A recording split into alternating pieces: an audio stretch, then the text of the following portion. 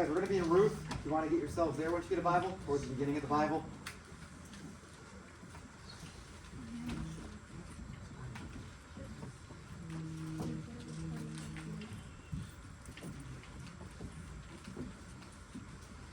All right, so for those of you guys don't know, I'm Paul. I'm one of your leaders here, and I've been starting off lessons by jumping to Hebrews. You don't need to turn there, but let me just share something with you here. So Hebrews chapter 12, I read this to you sometimes. Let us throw off everything that hinders and the sin that so easily entangles, and let us run with perseverance the race marked out for us. Let us fix our eyes on Jesus, the author and perfecter of our faith. Okay, so we're supposed to be throwing off everything that hinders us and any sins that entangle us.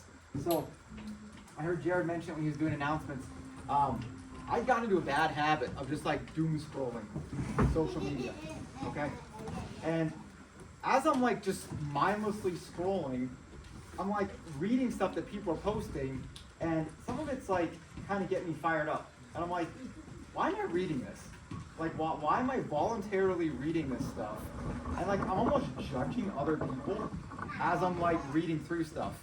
So I came to the conclusion, like, this is something that's entangling me.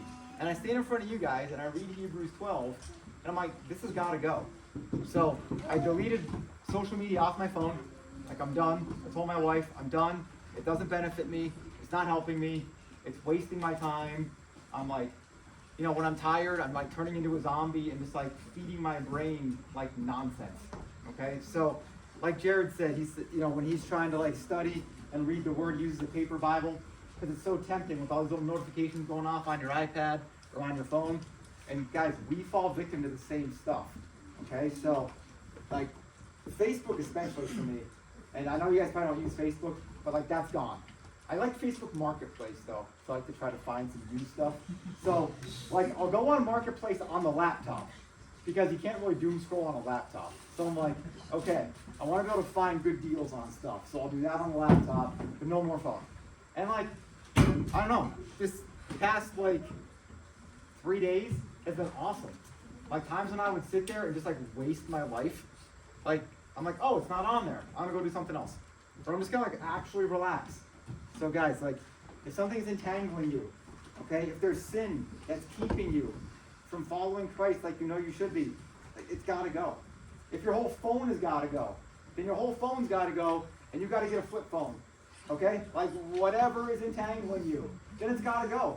Like, why would you don't even compromise with it, you know what I mean? So, all right, so guys, over to Ruth. I lost my place here. Okay, so here we go, Ruth. And guys, let me give you where we're at in Ruth in like 2 minutes, okay? So, we got Naomi married to Elimelech. They're from Bethlehem, like the Bethlehem, okay? So they're from Bethlehem. They go to Moab because there's a famine and they're basically going to starve to death, okay? So, they and their 2 sons, so we got Mahlon and Chilion, they go to Moab. Okay, the 2 sons marry Moabite women. Okay, so Mahlon marries Ruth, and then Nate Wilson helped me out with that because later in the book of Ruth it talks about that Mahlon married Ruth, and then Chilion married a Moabite woman named Orpah. Okay, so tragedy strikes. Elimelech dies. Okay, and then the boys have been married to their wives about 10 years, it says, and then both those sons die. So we got Naomi, we got Ruth, and we got Orpah. So we've got a widow with her 2 widow daughter-in-laws. And for Naomi, she's in a foreign land. She's in Moab. That's not her home. That's like her whole family's gone, except for these 2 daughters-in-law. So she's in this strange land. Naomi gets word that the Lord has brought food and ended the famine in Bethlehem. So they decide to go back. Okay? And Naomi basically says to the 2 daughters-in-law, go back to your homes, stay in Moab, go back to your mother's houses, find new husbands. I don't have any other sons for you. And guys, in those times, being a widow is tough, okay? And I think it probably still is today, okay? But back then especially, as far as being provided for, okay? If you read your Bible, you hear a lot about taking care of widows, okay? So Orpah decides, you know what, she's right, I'm going to go back to my mother's house in Moab, and Ruth clings to Naomi. Okay? And at that moment, Naomi trusts the Lord. Okay? And she says, where you go, I'll go. Your God will be my God. Your people will be my people. So Ruth is going with Naomi. Okay? So they're back in Bethlehem. And this is kind of where we left the story, right? They're back in Bethlehem. I would imagine they're probably living with family or friends of Naomi's from when she was last there over a decade ago. And we're in Ruth 2. And in Ruth 2, verse 2, Ruth has basically said, let me go to the fields and pick up the leftover grain behind anyone in whose eyes I find favor. And we said that's something the Lord provided for. Okay? In Leviticus, the Lord tells the Israelites, if you have a field and you harvest it, don't pick every last thing. Anything that falls, you're picking grapes, you're picking barley, wheat that falls on the ground, let it on the ground. Don't pick it up. Don't pick the corners of your fields. Leave that there for people that need it. Okay, so it's kind of like a welfare system that the Lord put in place for people that needed it. And that's what Ruth is going to go do. She's like, I'm just going to go pick up the leftover food because we got to do something. Okay? And like I said, it's easy to take a look at this situation and be like, man, Naomi's depressed. Remember Naomi renamed herself? She called herself Mara because she's saying, I'm bitter. She's lost her husband. She's lost her 2 sons. So she's like, I'm bitter. And we don't really hear about what Naomi's doing anymore. Okay? But Ruth, obviously the book is named after her, right? So Ruth is like, I got to get up. I'm going to go provide for us. So that's where we left off. So, guys, remember, you've probably read the book of Ruth before. Okay? But I want you to see this with new eyes. That these are people just like us. Okay? So, Naomi is probably depressed. Okay? She's in a rough mental spot. Okay? Ruth loves Naomi. She wouldn't go back to her own mom. That's how much she loved Naomi. She's like, I'm going with you. Okay? So Ruth loves her mother-in-law. So she gets up on her feet and she's like, I'm going to go work because we need to eat. And that's where we kind of left the story. So guys, look at Ruth chapter 2. And look at verse 3. Okay, so she, being Ruth, went out and began to glean in the fields behind the harvesters. So all the paid workers are, picking up the barley, and she's behind them, picking up the scraps. Like I said, it's probably like picking up metal on the side of the road and putting it in a bag, and you're going to take it to the scrap yard. Okay? That's about what she's doing. It's not glamorous. She's out in the heat. She's picking stuff up off the ground. That's what she's doing. Okay? And guys, look at this. As it turned out, she found herself working in a field belonging to Boaz, who was from the clan of Elimelech. So, the Hebrew there, for as it turned out, basically means it just kind of happened. It wasn't planned by people. Okay?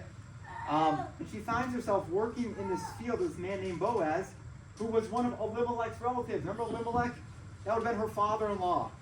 It's one of his relatives. She finds herself in his field. Okay? Now guys, sometimes we can feel kind of beat up and we don't know what to do with ourselves and we can feel down. If Ruth would have stayed home with Naomi, this, as it turned out, never would have turned out. Sometimes God needs us just to take that first step. Okay? Just like, I'm going to get off the couch and I'm going to go do this thing. And I'm going to pray about it. You guys, if Ruth never would have said, listen, I got to do something. I can't just sit here. Like, we got to eat. If she never would have done that, she never would have met Boaz. Okay? And we're going to see as the story goes on how amazing this is that God led her there. Okay, so guys, verse 4. Just then Boaz arrived from Bethlehem and greeted the harvesters. The Lord be with you. The Lord bless you, they called back. Boaz asked the foreman of his harvesters, whose young woman is that? The foreman replied, she is the Moabitess who came back from Moab with Naomi. She said, please let me glean and gather among the sheaves behind the harvesters. She went into the field and has worked steadily from morning until now, except for a short rest in the shelter. So, guys, how did this foreman know who Ruth was? So, if we go back to, and you guys can just listen, go back to Ruth 1, verse 22. Naomi returned from Moab, accompanied by Ruth the Moabitess, her daughter-in-law. arriving in Bethlehem as the barley harvest was beginning. Got back up to 19. The two women went on until they came to Bethlehem. When they arrived in Bethlehem, the whole town was stirred because of them. And the woman exclaimed, "Can this be Naomi?" Guys, people are the same back then as they are today. Okay? They're shocked that Naomi has come back. The whole town is buzzing. Okay? That's all they're talking about. So when Boaz is like, "Who's that girl out there in the field? I don't recognize her." Okay? His foreman's like, "Bud, the whole town's been talking about this. Like, Naomi came back. Remember, she left with her husband and her two sons, and only she came back with a daughter-in-law? That's the daughter-in-law." And Boaz is like, "Oh, okay." So guys, like, everybody's buzzing about this. Okay? Just like maybe your school is. Okay? Or something like that, when something, like, everybody's talking about it. Okay? Obviously before social media, so no one's sending messages. But you bet you everybody's talking about what's going on with Naomi and Ruth. Okay? Alright. And guys, look how hard Ruth is working. Okay? She has worked steadily from morning till now, except for a short rest in the shelter. So, I mean, Ruth is out there working. Alright. So look at verse 8. So Boaz said to Ruth, "My daughter, listen to me. Don't go and glean in another field, and don't go away from here. Stay here with my servant girls. Watch the field where the men are harvesting, and follow along after the girls. I've told the men not to touch you. And whenever you're thirsty, go get a drink from the water jars the men have filled." Guys, see how Boaz is providing for her? Obviously, this was not safe, just to walk into a stranger's field. So Boaz is like, "Stay here. Stay with my people. I've told the men not to touch you." Okay? So Boaz is really ensuring her safety. And kind of shows the kind of guy that Boaz is, too. So guys, look at verse 10. At this, she bowed down with her face to the ground. All right, guys, if you ever talk to a girl and she responds by bowing down with her face to the ground, marry her. She's the one. No, I'm just kidding. Okay, so he's being nice to her, right? That's what Gabby did. Gabby, feel free to throw something. Just throw something. All right. So guys, at this, she bowed down with her face to the ground and she exclaimed, "Why have I found such favor in your eyes that you notice me, a foreigner?" Okay, guys, remember, Ruth doesn't know anybody. Okay, all she knows is Naomi. And she's like, "Why are you being so nice to me? Like, I'm not even, like, an Israelite. Like, why are you showing me this favor? Like, I'm not used to this." And guys, look at verse 11. Boaz replied, "I've been told all about what you've done for your mother-in-law since the death of your husband. How you left your father and mother and your homeland and came to live with a people you did not know before. May the Lord repay you for what you have done. May you be richly rewarded by the Lord, the God of Israel, under whose wings you have come to take refuge." All right. Guys, what did Boaz notice about Ruth? If you have to reread it in your head, go to chapter 2, read through 11 and 12 again. What did Boaz notice about Ruth?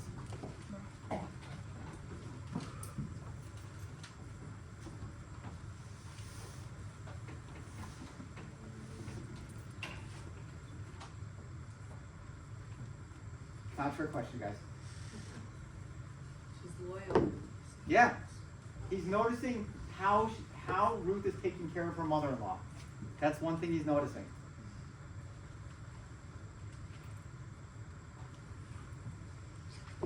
I mean, I guess that's like the main thing, right? He's noticing that she wasn't afraid to leave her home to go with Naomi. So he's noticing she's courageous.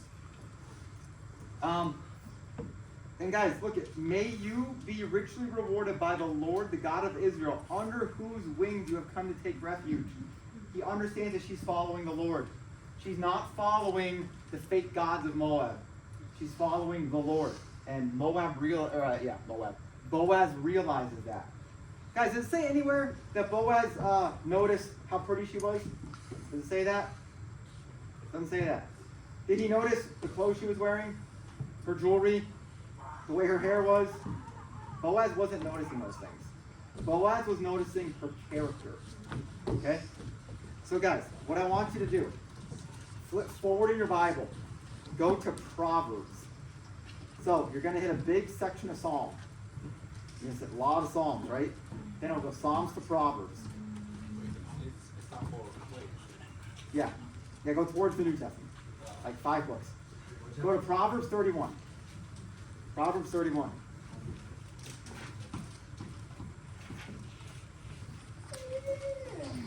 All right, so I said to Jared, like, can I go off the rails a little bit with Ruth? Can I, like, kind of go off on a tangent here?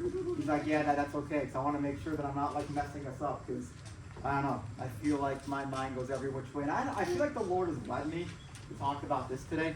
So, girls, I want to read Proverbs 31, and I want to start in verse 10. For the girls in the room, the woman described in Proverbs 31, that's the kind of woman you're aspiring to be. Okay? We're going to read through some things here. For the guys in the room, let me save you a lot of time, a lot of drama, a lot of emotions that are going to get you nowhere. Okay? This is the kind of woman you're looking for. It's Proverbs 31. Okay? Even if you don't think it is. Okay? Trust a guy with some gray in his beard here. Okay?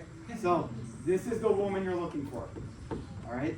So, let me read through this. Guys, I want you to think about these characteristics. Okay?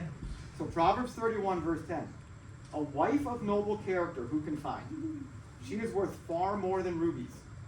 Guys, I can tell you from firsthand experience that is true. Okay? Worth far more than anything this world can buy you. Her husband has full confidence in her and lacks nothing of value. She brings him good, not harm, all the days of her life. Guys, that is so important. Okay? I know none of you are probably thinking marriage right now. Okay? But that day may come. Okay? And you want a partner who brings you good, not harm. Okay? She selects wool and flax and works with eager hands. She is like the merchant ships bringing her food from afar. She gets up while it is still dark. She provides food for her family and portions for her servant girls. She considers a field and buys it out of her earnings, and she plants a vineyard. She sets about her work vigorously. Her arms are strong for her task. She sees that her trading is profitable, and her lamp does not go out at night. Guys, she's a hard worker. Okay? This Proverbs 31 woman is a hard worker. Okay? She's providing for her family. Okay, that's the gist of that little section there. Guys, look at this. Verse 20, she opens her arms to the poor. She extends her hands to the needy. Okay, guys, if you picture some wife of yours someday, wouldn't you want her to be compassionate towards others? For the young ladies in the room, like, you should be compassionate, just like the Proverbs 31 woman is. Okay, we should have compassion on others. When it snows, verse 21, she has no fear for her household, for all of them are clothed in scarlet. She makes coverings for her bed. She is clothed in fine linen and purple. Her husband is respected at the city gate, where he takes his seat among the elders of the land. She makes linen garments and sells them, and supplies the merchants with sashes. She is clothed with strength and dignity. She can laugh at the days to come. She speaks with wisdom, and faithful instruction is on her tongue. She watches over the affairs of her household, and does not eat the bread of idleness. Her children arise and call her blessed. Her husband also, and he praises her. Many women do noble things, but you surpass them all. Guys, if you daydream, come back in. Verse 30.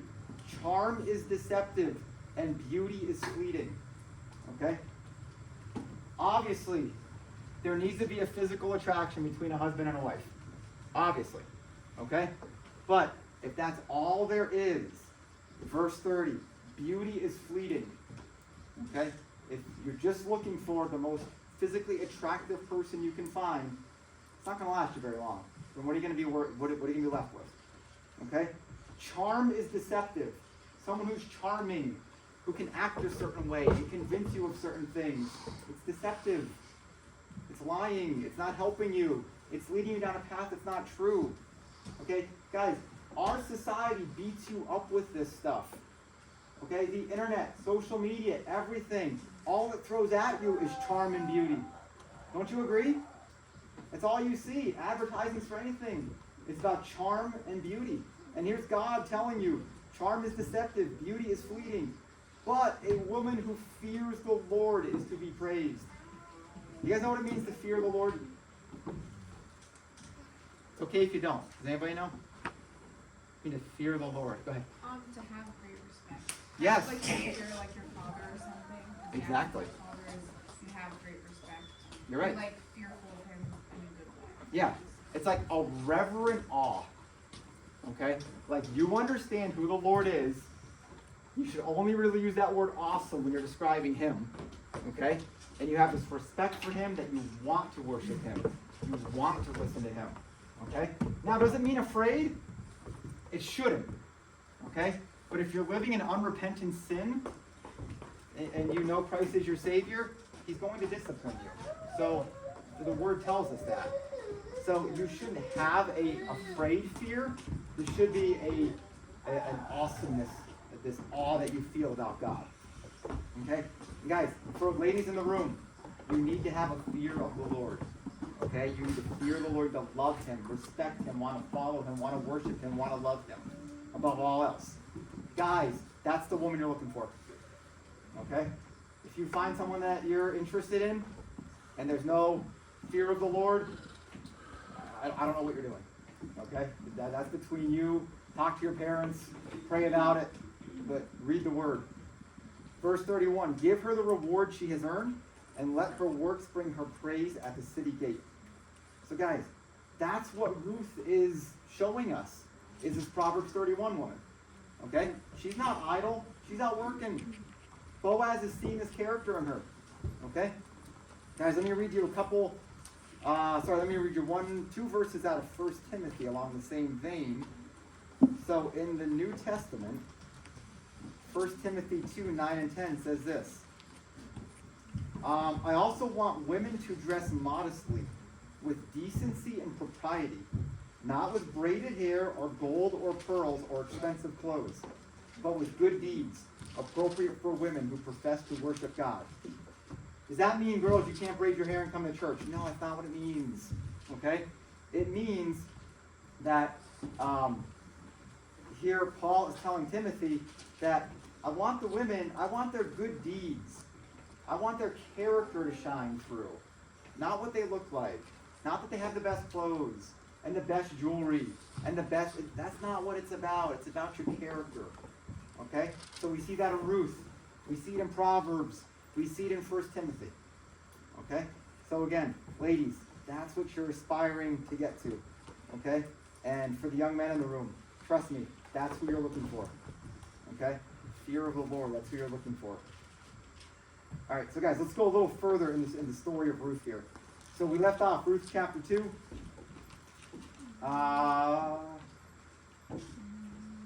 Verse 13. So Ruth says, may I continue to find favor in your eyes, my Lord. You have given me comfort and have spoken kindly to your servant, though I do not have the standing of one of your servant girls. So at mealtime, guys, I don't know if this is like a late lunch, okay, because they keep working after this meal. So at mealtime, Boaz said to her, come over here, have some bread and dip it in the wine vinegar. So she sat down with the harvesters. He offered her some roasted grain. She ate all she wanted and had some left over. So guys, Boaz is the kind of boss that he buys lunch for his workers. They didn't have to bring their lunch. Okay? So Boaz is like, here's the food. Come eat with us. So she does. She ate until she was full. She took home some leftovers. I don't know if he gave a little doggy bag or something. And in verse 15, as she got up to glean, she gets up to go back to work. Boaz gave orders to his men. Even if she gathers among the sheep, don't embarrass her. Rather, pull out some socks for her from the bundles and leave them for her to pick up, and don't rebuke her. So Boaz, he's like, okay, Ruth, we're going to get back to work. Ruth kind of walks away, right? He calls all of his foremen over, all of his workers. He said, listen. She's supposed to stay behind you guys. I get that. She's supposed to be picking them off the ground. I get that. If she's up there with you, let her pick with you. It's okay. When you have your bundles full of barley, pull some out and drop them on the ground for her. Make it a little easier for her. And that's what he's saying. Don't embarrass her. Don't call her out. Just be nice to her. So guys, Boaz is he's protecting her. He's looking out for her. He knows that she's trying to make enough food for herself and her widowed mother-in-law. So he's like, just do these nice things for her. Okay, don't yell at her. Okay, just be nice. So guys, verse 17, guys, we'll wrap it up here in a couple minutes. So Ruth gleaned in the field until evening. And guys, that was only half the job. That means she picked all the barley. Then she threshed the barley she had gathered, and it amounted to about an ephah. Okay? So then she had to like get all the junk away from it, so she actually had the food. She actually had the grain. That's threshing it. And it's about 22 liters. So imagine a 2-liter bottle of Coke, 11 of those. Okay, that's how much barley she had gotten, which is, I guess, a ton. For working for one day, it's a lot of food. She carried it back to town, and her mother-in-law saw how much she had gathered. Ruth also brought out and gave her what she had left over from what after she had eaten enough. So she brought back like her doggy bag from lunch. Her mother-in-law asked her, "Where did you glean today? Where did you work? Blessed be the man who took notice of you."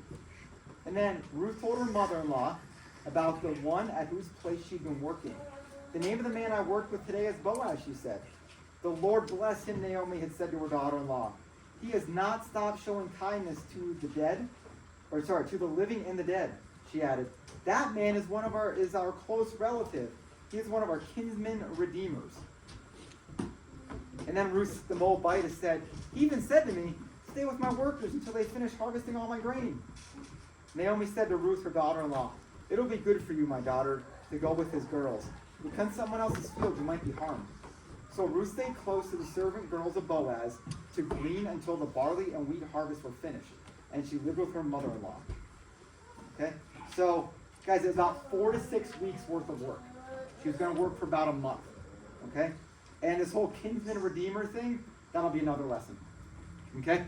So, guys, read Ruth. If you haven't read it, read the whole thing again. It's 4 chapters. You can probably do it in like 20 minutes. Okay?